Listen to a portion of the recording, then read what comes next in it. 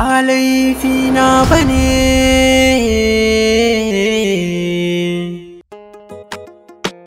Ba laifina bane.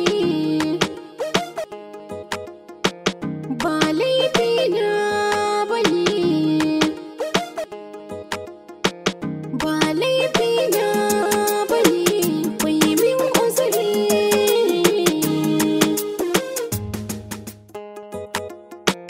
Ba laifina bane. Ba laifina bane. Ba laifina bane.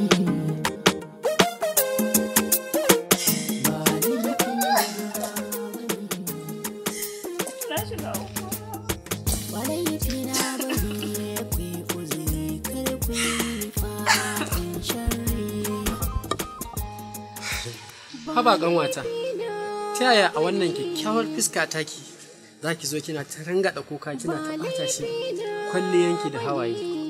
Babu komai. Haba, ta yaya za ki ce babu komai za ki zo kan hanya kina rangada kuka kamar wacce aka wani kuka? Mu je kawai. A Adam, tsaya. Ya kamata mu ji damuwanta. Kaga idan akwai taimakon da za mu iya mata, sai mu yi mata. Ƙanwata, me matsala? Wallahi ya duk wala ne ta aike kuma kuɗin ya faɗi. In ya koma gidan duka na za ta yi. Ina mahaifinki? Mahaifina na nan. Ba zai iya yin komai a kai ba. Saboda duk abin da ta faɗa mishi yanzu ne. Kuma mahaifiyarsa ta rasu tun ina kana. To yanzu me kike yi a nan? Kuma ban san me nake yi ba. Kuma ba zan koma gida ba. Ina ga kamar zan kwana a nan idan ban samu kuɗi. To, sai dai kwana nan? Ba kya tunanin wani abu zai iya faruwa? Dan in ka faɗa hannun ba ta gari fa. Ga zan faɗa hannun kowaye akan da je. Haba ke kuma. Mace ce fa ke? To amma nawa ne kuɗin? Naira 4,000 ne.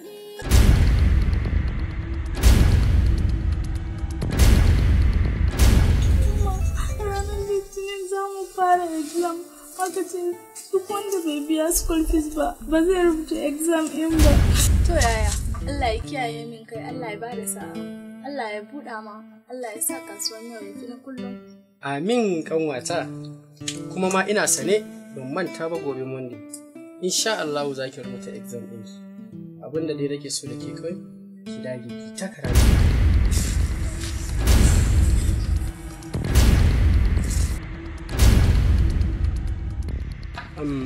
Adam, ba ni 500 a wajenka.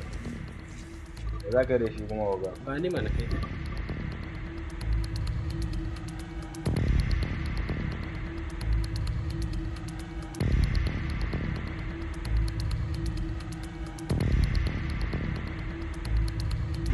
Haba wuga, ka manta halin da kanwanka take ciki ne? Ko dai ka daina damuwa da karatunta ne? Ban daina ba. Amma in ka kula, halin da yarinyar nan take ciki ya fi na kanwata. Me kake tunanin idan ta fara kwana a waje? Za ta iya fadawa hannun mugaye ko ɓata gani. Kuma kar ka manta, idan ta kwana fa ƙarin laifi ne. Kuma za ta iya ci gaba da kwana a waje. Hakan zai iya zama silar lalacewar tarbiyyanta. Sannan kuma, kaga idan ba a yi sa'a ba, za ta iya fadawa hannun 'yan shaye-shaye. Wanda kuma haka shi ma yana ɗaya daga cikin abin da yake lalata tarbiyya a zamanin yanzu. To yanzu na ji ka gama da wannan, ya za ka yi da kanwanka kuma? Kun ji dai abin da ya sa. Yaya kenan, damun baka damu da karatuna ba? Ba don bawan Allah nan ba, da gobe bari rubuta exam ba kenan? Haba kanwata, ai duk abin da ya faru daga Allah ne, ba dabarar mutum ba. Kuma ma ai hannun da ke bayarwa baya rasawa. Haka ne yaya, amma... Dakata, tun da kin yadda, ki cire amma, saboda amma yana nufin kina da ja kenan. Yanzu ka tura mishi account number kuwa? Inna lillahi wa inna ilaihi raji'un. Me faru? Me ke faruwa yaya? Alat ne na gani na miliyan 20. Sannan kuma ga wata wasiƙa tana bayani kamar haka. Kada ka tada hankalinka akan wannan. na baka ne kyauta ka taimaki kanka sannan ka ci gaba da taimakawa al'umma kamar yadda ka saba. Idan kana buƙatar wata taimako ka neme ni, sannan kuma kamar yadda na faɗa maka karkata da hankalinka, na maka ne saboda Allah. Kai, wannan bawan Allah ɗan aljanna ne, ban san ma ni me zan gaya mishi ba. Ubangiji Allah ya saka mishi da alkhairi, Allah ya sa ya gama da duniya lafiya. Amin umma. Amin umma, komai ya faru ai addu'anki ne. Daman ai addu'ar iyaye baya faduwa ƙasa banza. Haka ne yara na, Allah muku albarka. Amin umma. Alhamdulillah, hukuncin rayuwa da muka yi a baya Allah ya sa ya zama tarihi. Amin umma. Yanzu dai ma ba wannan ba. Tunda Allah ya kawo dalili, sannan kuma ga Shamsiyya yanzu ta kusan kammala makarantanta, abin da ya fi dacewa shine ya kamata idan ta kammala ta yi aure. Aure kuma yaya? Ni karatu na zan ci gaba.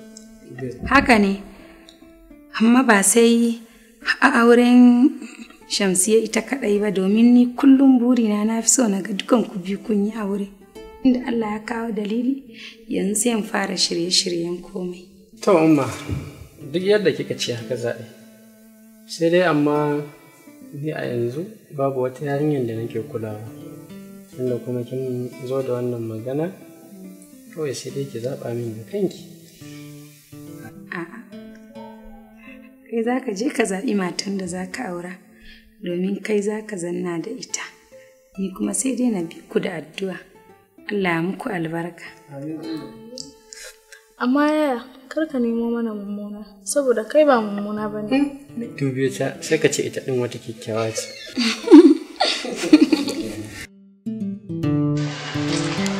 Hello Nabila. Dan Allah ku zo kun faka da kina zo nake jiran ku ba. Okay, to shikenan. Okay. Ba laifina bane, ba laifina bane, ba laifina bane, bai min uzuri.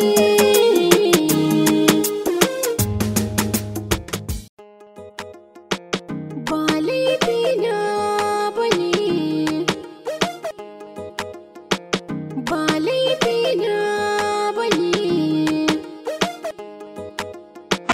ba laifina bane, bai min uzuri.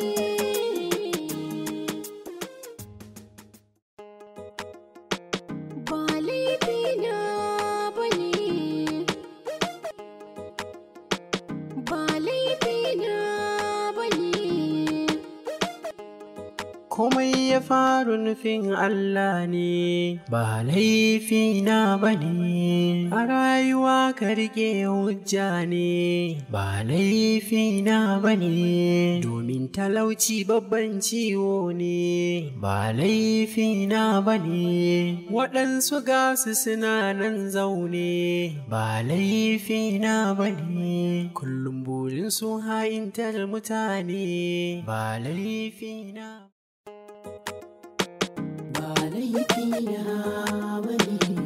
Gida da ya gida ake? Lafiya kalu ya kake? Alhamdulillah, ya fama da jama'a. Lafiya kalu ya aiki. Alhamdulillah. Sani, dalilin da ya sa na kira ka, ina so ka taimake ni da numban oganku ne. Wakana kuma waye daya? Babban oganku. Oga faru kenan. Shine. Amma lafiya kuwa? Lafiya kallo. Bari in baki numban sai ki dauka.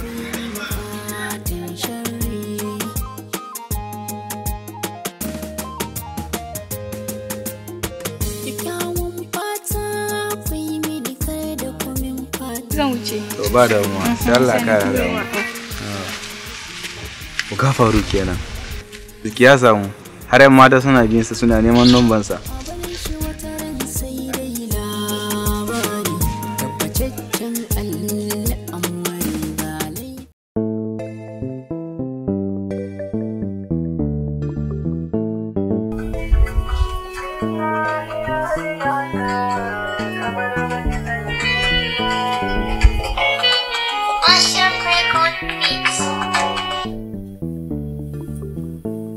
Assalamu alaikum. Dan Allah Faruk ne? Shi ne.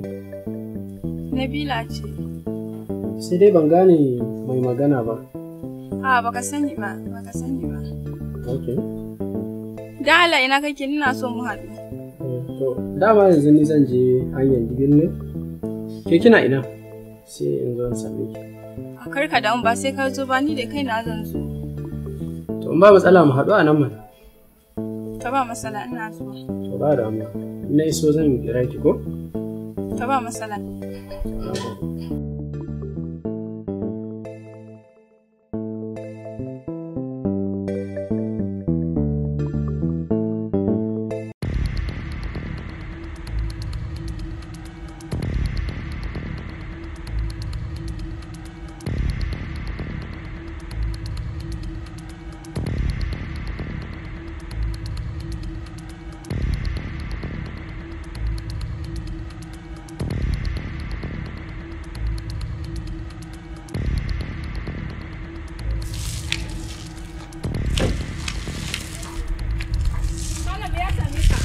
Kai Arabi ki shiga mashin nan ko yanka ki. Ki shiga mashin nan nace. Allah. Shiga mashin nan. Shiga. Ga mashin. Ga bala. Ga mashin. Ga mashin. Yawo, shiga.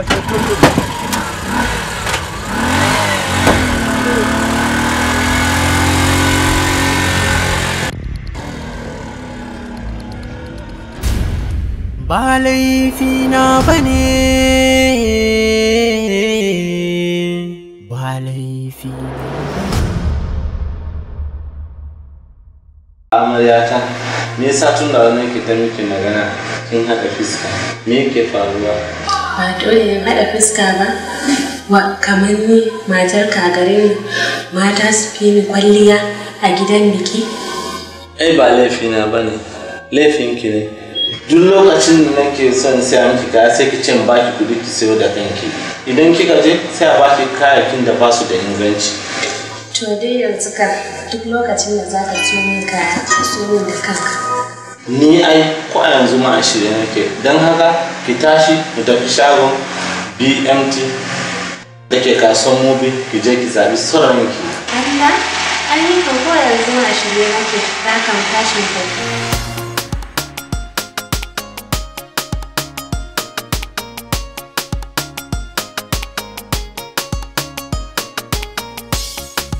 Wow, kan da kace za ka kawo min kasuwar Mobi sai in ga kaina a kantin kwari?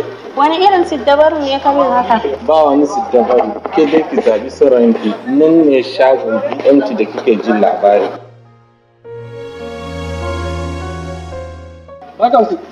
Da Yunus Mobi, da har da yan fim suke zuwa wannan shagon?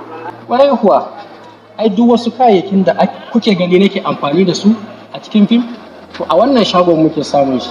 Kai ba ma iyayen fim kaɗai ba, hatta Rabi'u Musa Kwankwaso duk wasu fararen kayan da kuke gani yake sawa, to Alhaji Bamanga BMT shi yake masa odar su. Ai Alhaji Bamanga ya gawurta, kuma ma ina so in sanar da ku wani abu, ba iya shagon nan kaɗai ba ne, akwai wasu shaguna, in kuna so ku zo mu je in nuna mu.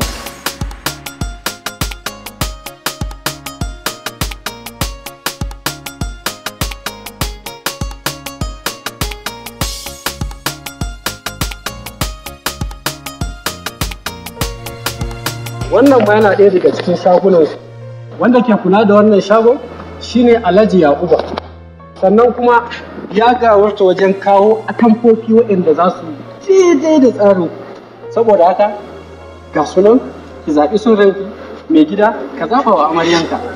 Ga masu bukatar shadda kamar haka, New VIP XL, Gezna, Consideration Waterproof, XXL 30 meters, Basin Ridge, Super Truss, 12 meters, 3 meters, 4 yard, MBTX, Galila shadda da kuma kowace irin nau'in shadda da kuke bukata za ku iya tuntuɓar Abubakar Bamanga Tukur wato Buba BMT da Director of Shadda.